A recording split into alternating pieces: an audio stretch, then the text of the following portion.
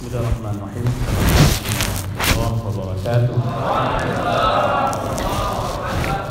Alhamdulillahirabbil alamin wassalatu wassalamu ala asyrafil anbiya'i wal mursalin wa ala alihi wa sahbihi ajma'in.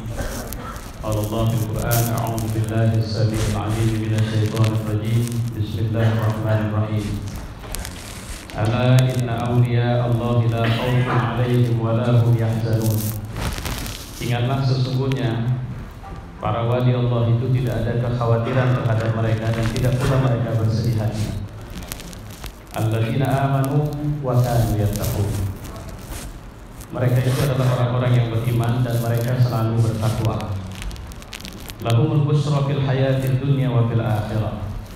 Bagi mereka berita gembira dalam kehidupan di dunia dan di akhirat. La tabdila li kalimatillah, li kalimatillah. Tidak ada perubahan pada kalimat atau janji Allah. Dzalika huwal fawzul azim. Itulah kemenangan yang besar. Wala yahzunka qawluhum. Jangan kau bersedih dengan perkataan mereka. Innal 'izzata lillahi jami'a. Sungguh kekuasaan itu seluruhnya punya Allah. Huwas sami'ul 'alim. Dan Dia Maha mendengar lagi Maha mengetahui. Ala inna lillahi man fis samawati wa man fil ardh.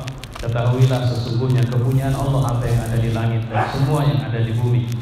Wa ma yattabi'u alladziina yad'uuna min dunillahi syuraka. Dan orang yang menyeru sekutu selain Allah. Iyattabi'una illa dhann wa innahum illa yakhrusun. Mereka tidak mengikutinya kecuali prasangka dan mereka hanya menduga-duga saja. Shadaqallah wa shadaqa rasuluh wa ba'du. Pertama, saya mengucapkan hormat kepada para asatidzah, para ustaz, para muallim, pengurus masjid Al-Musabbihin, ketua IKMD, para pengurus PKM yang hadir dari sekitaran masjid Al-Musabbihin, para mujahid, bapak-bapak, ibu-ibu, saudara-saudara. Pertama, saya tidak sepakat dengan apa yang disampaikan oleh Ustaz Heriansah tentang nenek-nenek tadi. Karena saya mendapat kabar dari anak buahnya itu adalah hasil kontemplasi cinta. Tapi saya ingin garis bawahi, cinta terlarang. Itu saja. Kemudian saya akan bicara, mungkin sebenarnya tadi settingnya saya yang kedua, cuma takdir menentukan saya jadi yang ketiga. Jadi insya Allah saya tidak akan lama-lama menyampaikan apa yang ingin saya sampaikan. Kalau sudah selesai nanti saya akan berhenti insya Allah.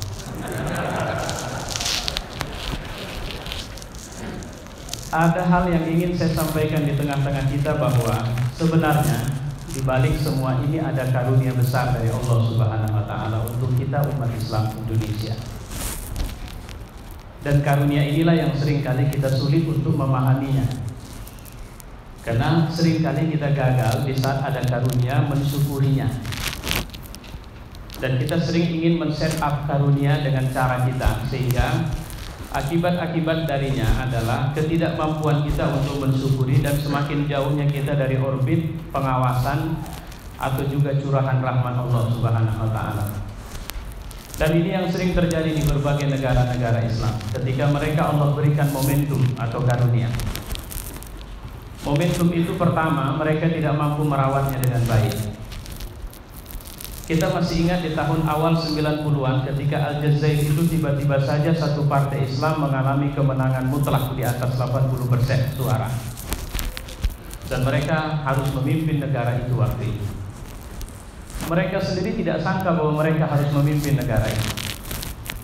Sehingga persiapan yang mereka siapkan ternyata tidak cukup memadai dengan kemenangan yang Allah kasih waktu itu.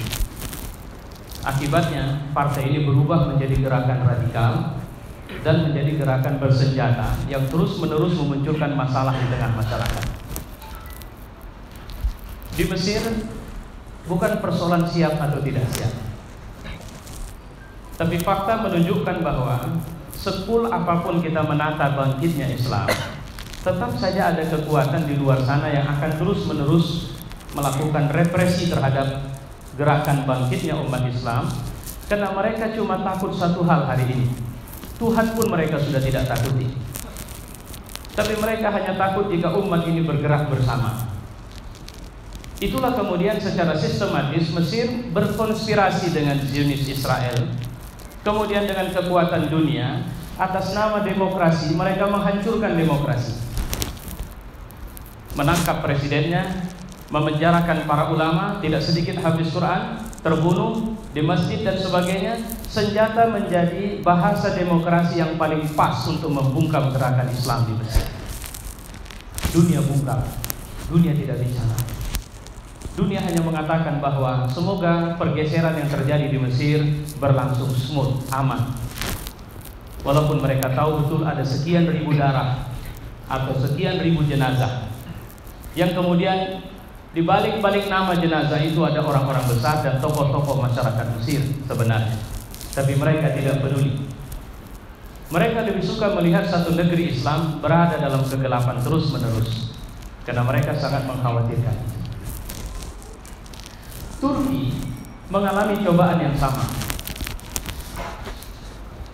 Setelah gerakan yang dilakukan sebenarnya setelah tumbangnya khilafah, sampai kemudian terus, maka bangkitlah AK-Parti yang dipimpin oleh Erdogan untuk kemudian menjadi kekuatan baru masyarakat Turki. Kekuatan ini mengejutkan sejak perlahan tapi pasti, merubah mindset orang Turki dari semula mereka tidak peduli Islam menjadi bangga menjadi Muslim. Setelah bangga menjadi Muslim, mereka menjadi sangat mania untuk menerjemahkan Islam dalam perilaku mereka. Perlahan tapi pasti. Saya ingat tahun 2011. Jadi masih cukup waktu itu, pergeserannya masih baru tahap bangga. Ketika ada rezeki sampai di Istanbul. Kalau bicara dengan mereka, mereka tanya, "Where are you from?" "From Indonesia." "Muslim?" "Muslim." "I'm Muslim too." "Dari mana?" "Indonesia." "Muslim?" "Muslim." "Saya Muslim juga." Gaib saya namanya Ali, dengan bangga mengantarkan ke Masjid Sulaimaniyah untuk sholat. Tapi saya bilang, "Kenapa kau tidak sholat?" Dia cuma angkat tangan dan mengatakan dia tidak sholat. Tapi kemudian dia dengan bangga mengatakan bahwa tahun depan saya akan menghajikan ibu saya. Tren awal Turki adalah banyak, mungkin kita masih ingat di tahun 2011 ke bawah, 2008 ke bawah, jemaah-jemaah haji Turki rata-rata dipenuhi oleh orang-orang tua yang lanjut usia. Tapi sekarang kita menemukan jemaah haji Turki sudah beraneka. Gadis-gadis mereka, anak-anak muda mereka, pasangan-pasangan muda itu sudah kemudian menjadi gelombang baru yang kemudian di samping Indonesia memberikan warna bagi perkembangan Turki atau dunia Islam di sana. Presidennya Masya Allah, ketika melakukan ziarah ke makam Rasulullah, dia disambut seperti seorang pemimpin Muslim yang luar biasa. Sementara presiden kita ketika mau pemilu kemarin, kita berdebat tentang sebenarnya dia betul atau tidak pakai kain ihramnya itu. Tidak ada sambutan luar biasa untuknya. Karena Allah memang tidak akan memberikan sambutan kepada orang-orang yang tidak pernah peduli kepada Allah dan kepada agamanya. Apa yang kemudian terjadi? Turki menjadi kekuatan baru ketika ekonominya ambruk di 116 peringkat dunia, naik ke putaran atau peringkat ke-16 dunia, dan sekarang terus melesat ke atas. Dan ini dianggap sebagai ancaman baru bagi dunia. Dan ini juga harus menjadi catatan kita bahwa gerakan kebangkitan Islam jangan hanya bicara isu lokal. Apapun ceritanya, dunia tidak suka dengan Islam, dan mereka akan bersekutu atas nama keselamatan atau stabilitas dunia untuk kemudian bisa menggerus semua arah baru kebangkitan umat Islam dimanapun itu. Skenario untuk menghancurkan Turki dilakukan, tapi selalu gagal. Sampai pada ketika kudeta direncanakan, maka Allah dengan tangannya melakukan cara untuk membuktikan kepada dunia bahwa ini bukan sekedar membela seorang Erdogan, tapi ini membela kepentingan bangkitnya satu negeri yang semula pernah berwibawa amat sangat memimpin dunia Islam, dan pengaruhnya dirasakan di Indonesia melalui perangkat iPhone yang mereka buat. Gerakan Islam di Turki akhirnya melalui FaceTime yang dilakukan oleh presiden dalam persembunyiannya menyerukan, turunlah kalian ke jalan. Maka malam itu artis, politisi, rakyat biasa, nenek tua, anak muda, anak-anak menjadikan malam itu adalah malam bersejarah bahwa kami sudah bangkit. Maka jangan pernah mengganggu singa yang sudah terbangun ini. Itu yang terjadi di Turki. Kita mengira kita hanya penonton sampai detik ini, tapi rupanya Allah sudah punya rencana dan tengah menjalankan rencananya di Indonesia hari ini. Akhirnya Allah membukakan momentum untuk kita melalui mulut si kafir kurang ajar itu. Itu semacam pintu pembuka yang istilah saya tidak ada kesempatan bagi kita untuk mundur ke belakang. Kita akan terus maju, terus maju, terus maju, terus maju sampai hanya ada pada dua pilihan. Allah memberikan janjinya bagi kemenangan umat Islam Indonesia, atau Allah memilih kita sebagai syahid dalam perjalanan menuju kemenangan itu. Maka ini karunia itu tadi. Apa karunia yang kita rasakan hari ini? Yang pertama, Allah memaksa kita untuk bersaudara. Selama ini kita belajar bersaudara, Allah bilang, bubar, jangan lagi belajar. Tidak ada cerita bersaudara ngaji. Hari ini aku yang ikat hati kalian. Dan kita sudah merasakan ini. Hari ini kita tidak tertarik untuk melihat celana orang itu cingkrang, cangkring atau panjang. Kita tidak peduli lagi orang itu punya janggut atau tidak. Kita tidak tertarik hidaknya hitam atau tidak. Kita tidak bertanya apa partainya, apa ormasnya, apa mazhabnya. Kita tidak peduli lagi dia mau sholat subuh pakai kunut atau tidak.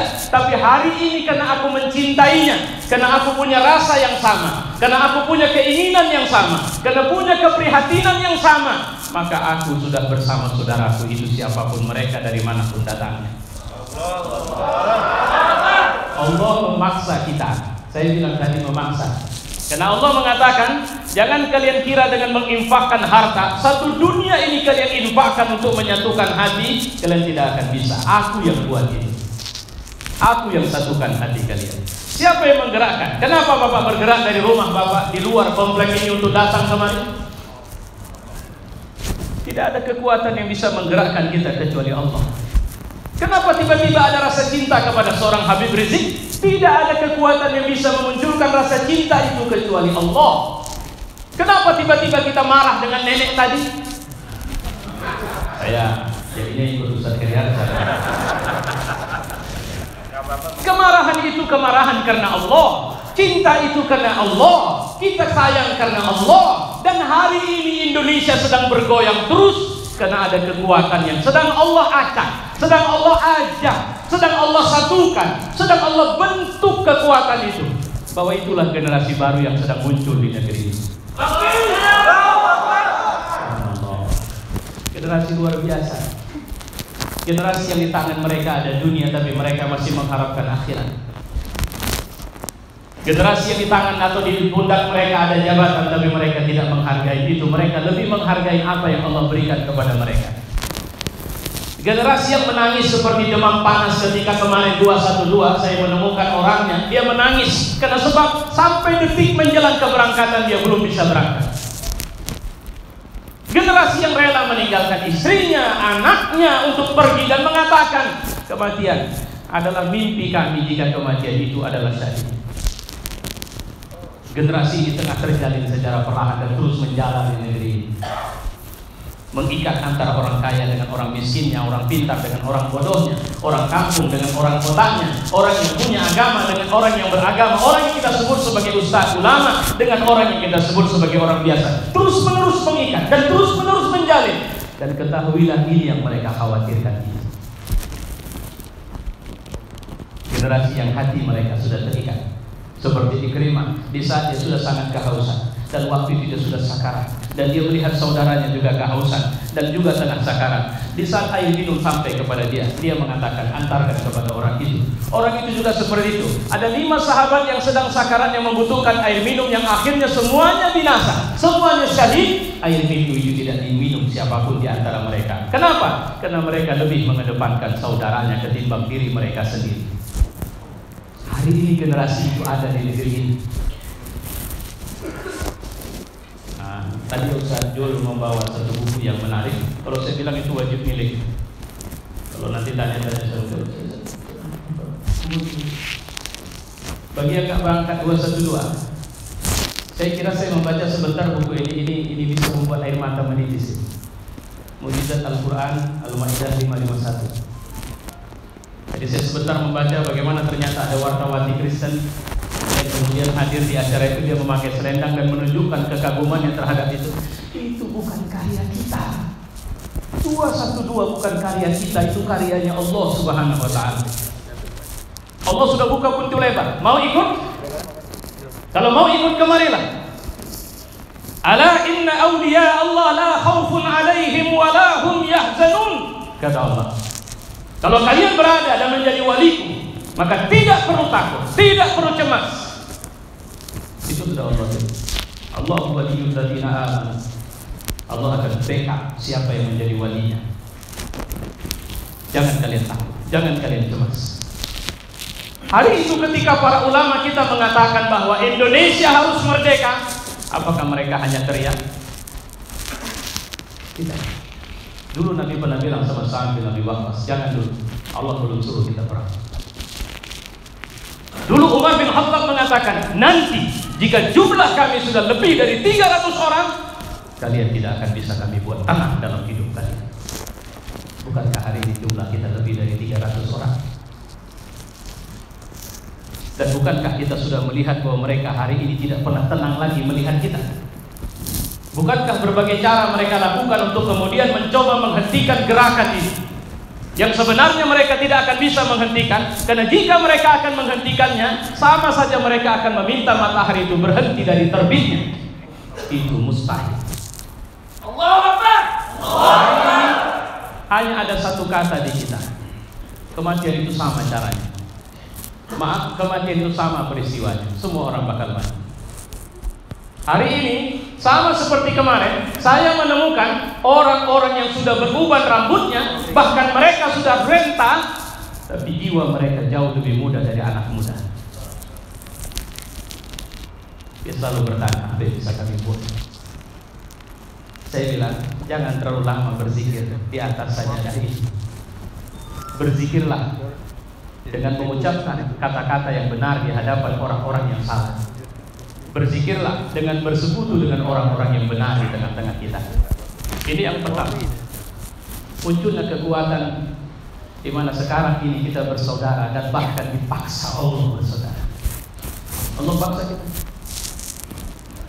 Hari ini kita ketemu di jalan cuma dengan bilang Spirit 212, kita tidak peduli siapa yang bicara pun kita akan. Hari ini setiap ada orang kita dengar bahwa dia menyakiti ulama. Nah, saya mau tanya sama Bapak, sama Ibu sekalian, bagaimana? Apa yang akan Anda lakukan jika diri Anda disakiti? Kalau begitu, seperti kata Ustaz Baktiar Nasir, Anda belum seperti Nabi SAW. Masa cuma diri disakiti sudah langsung melawan? Nabi itu dilempari batu, Nabi itu dilempari kotoran, dia masih senyum kepada mereka.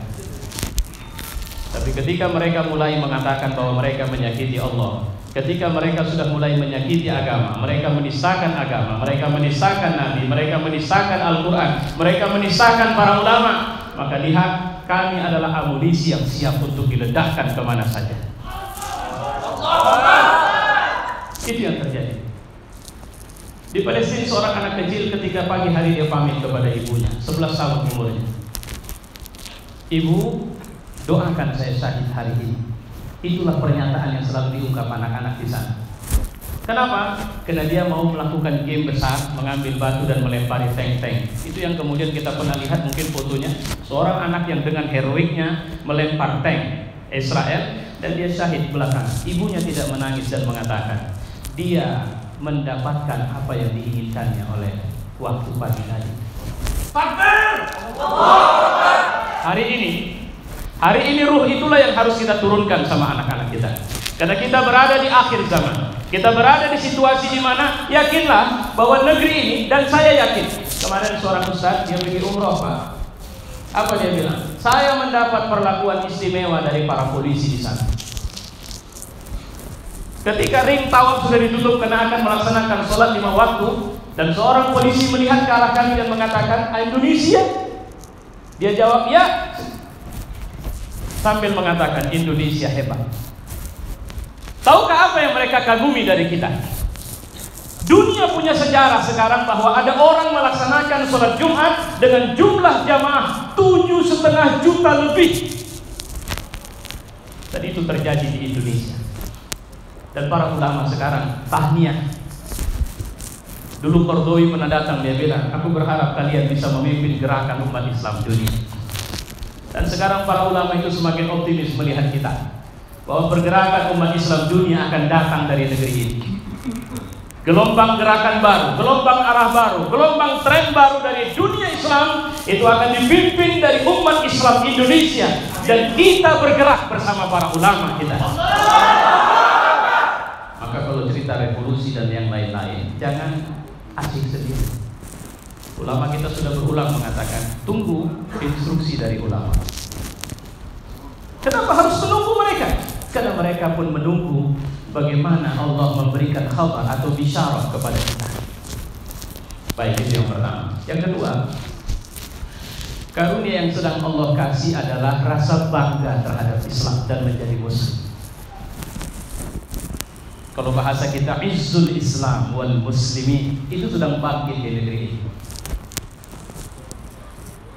Yakinlah bahwa orang-orang yang bergerak di jalan ini adalah orang-orang yang sudah menganggap rendah dunia mereka. Yakinlah ini kekuatan yang paling ditakutin oleh musuh-musuh Islam itu. Yakinlah bahwa sebenarnya nenek itu juga sedang diperalat oleh kekuatan itu. Dan kita coba dibenturkan dengan PDIP, dengan polisi, padahal polisi juga banyak muslim.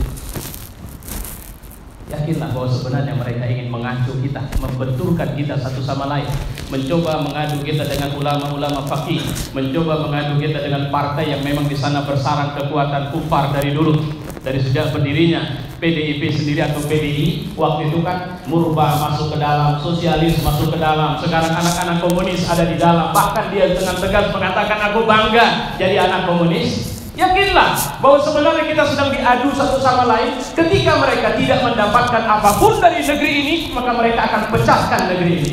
Karena mereka tahu satu kesatuan besar sulit dipecahkan, maka mereka butuh memecah dalam bentuk kecil-kecil. Itu yang harusnya kita catat, bahwa jangan pernah bergeser dari saf. Jangan pernah merenggangkan saf. Karena mereka mau masuk dengan berbagai cara. Mereka mau bilang bahwa revolusi itu adalah menumbangkan rezim Jokowi. Saya pikir itu bukan target besar. Target besar kita hari ini biarlah Allah yang menentukan arahnya. Kalaupun rezim harus tumbang, itu urusan Allah, bukan urusan kita. Kita kan sedang ikut kerja sama Allah. Syukur alhamdulillah kita disertakan dalam kerjaan ini. Hari ini bagaimana kita menghidupkan semua dada orang Islam yang sedang mati untuk kemudian mereka hidup. Hari ini kita menemukan ada orang-orang kafir yang sampai memakai jilbab pura-pura bahwa dia muslim, agar untuk menunjukkan seakan-akan masih ada kekuatan muslim yang membela kelompok kufar itu. Hari ini kita akan masuki semua lini, kita datangi semua lini. Hari ini kita akan bicara bahwa kami sudah dirikan koperasi, bukan korporasi. Kami ingin menyampaikan kepada kalian bahwa kekuatan di mana kami melakukan pekerjaan bersama ini. Hari ini memang restoran mewah itu, mini market mewah itu membuat kita merasa punya style khusus kalau masuk ke sana. Tapi hari ini Allah mengajak kita, ayo jaga ekonomi kalian sendiri. Kenapa? Karena rencana besar. Karena kita tidak perlu dipujuk, kita tidak perlu dibela oleh mereka. Kita sudah berada Islam agama yang mulia. Itu bahasa Ustaz Bakir Nasir. Dan hanya orang-orang yang mulia saja yang memilih agama ini. Islam agama yang tinggi, dan hanya orang-orang yang tinggi saja yang akan memilih agama ini. Islam agama yang miliknya Allah Subhanahu wa ta'ala.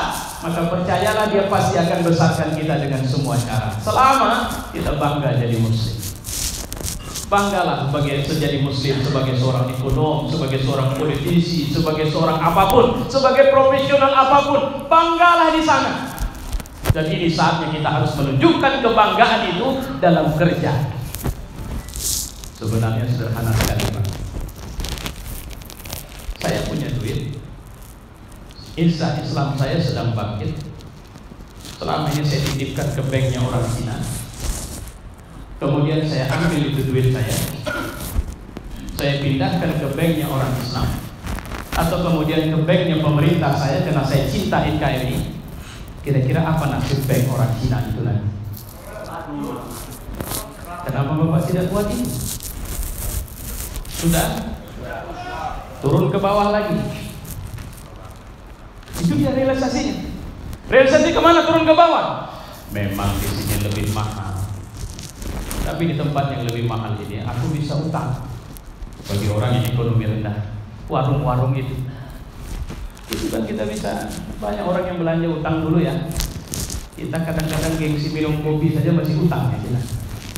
Berani kita pergi minum kopi juga kena ada kawan yang traktir kita. Kenapa kita tidak mulai berpikir bahwa harus ada Abdurrahman bin Auf, Umar, Utsman bin Affan baru di tengah-tengah kita? Yang itu karakternya adalah karakter Abdurrahman bin Auf dari sisi ekonomi. Hari ini sudah berhentilah untuk berpolitik dengan pendekatan wali biro.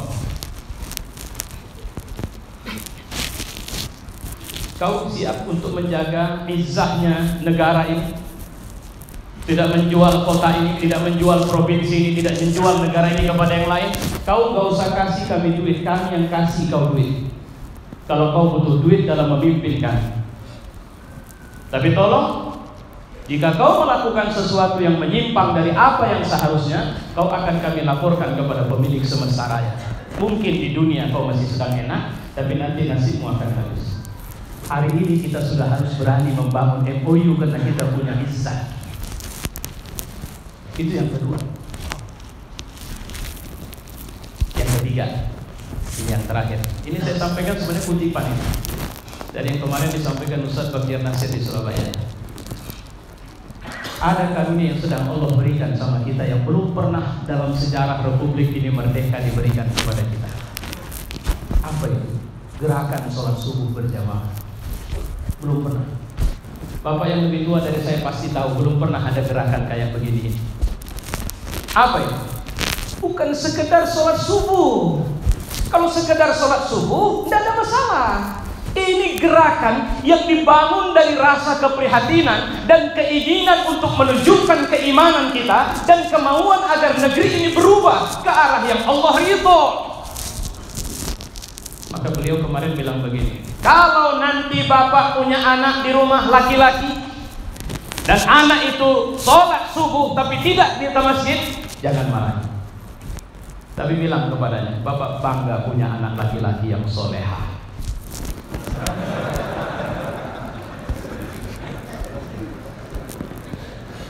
Kalau dia marah, baru bilang sama dia, kecuali kau sholat di masjid nak, maka bapak bangga punya anak laki-laki yang soleh. Ibu-ibu juga begitu nanti kalau suaminya sholat subuh di rumah. Saya bangga sekali punya suami yang solehah. Gerakan ini sebenarnya adalah gerakan memancing rahmat Allah. Karena orang yang bergerak menuju masjid sebelum subuh adalah orang yang pasti sudah menjumpai Rabbnya lebih dahulu dalam qiyamul lailnya. Dan kemudian mereka pasti akan menumpahkan keprihatinan mereka kepada Allah. Dulu Muhammad Al-Fatih ketika berapa hari tidak berdaya untuk memerdekakan atau menjatuhkan Konstantinopel pada malam ke-54 Senin malam Selasa. Hari Senin, malam Senin beliau mengatakan kepada pasukannya, jangan ada yang pegang senjata lagi.